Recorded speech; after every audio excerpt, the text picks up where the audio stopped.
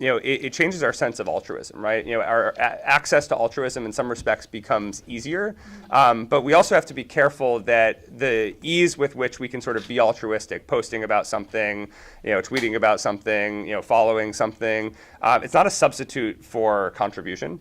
Right, so I can give you any number of instances in the world where heightened awareness has done really nothing to end a conflict. Right, so you have more footage uploaded to YouTube, more hours of footage uploaded to YouTube from the Syria conflict than you have hours in the entire conflict, and I see no end in sight. There was a massive campaign for Bring Back Our Girls, and when Boko Haram kidnapped a bunch of schoolgirls, it did nothing to coerce them. In fact, it probably did more to heighten the importance of it and probably delayed release. But I think that one of the things that technology does is it gives you visibility into more of what's going on in the world than at any other time in history.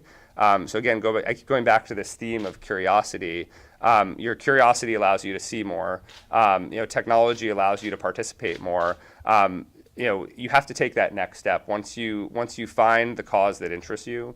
And once you learn about it, you have to really ask yourself the question, how can I roll up my sleeves and make a contribution? You're always better off doing more on a smaller scale than you are doing less, across sort of many different causes. And I think this is the sort of mistake that we make. We see this sort of lunchtime altruism where, I sort of at work and, on Tuesday I'm sort of tweeting about this revolution in a faraway land. On Wednesday, I'm about this sort of human rights cause on Thursday. And you get this sort of, altruistic dilettantes that I think we want to avoid.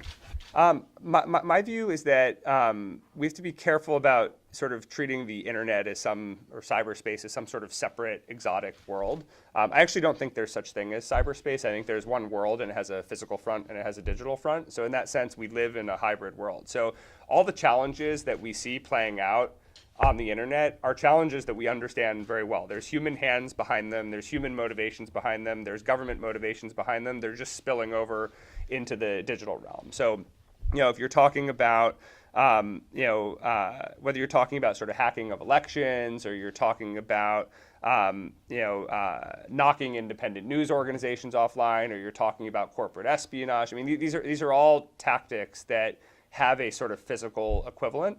And what we're seeing is in the sort of digital front of the international system, lower barriers of entry, attribution's very difficult, and it's simply too irresistible for states to be able to engage in nefarious activities with far greater frequency online than they are offline.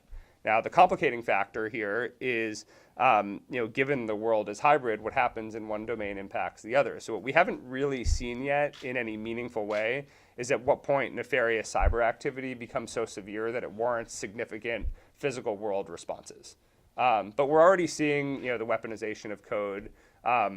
We're already seeing, instances where, corporate espionage and, sort of military tactics are extending far beyond the physical realms. But none of this is new, right? You think about all the conversations we're having about, sort of quote fake news and so forth. The concept of fake news is not new. I mean, the Spanish-American War, we sort of went to war based on a series of fake news articles, right?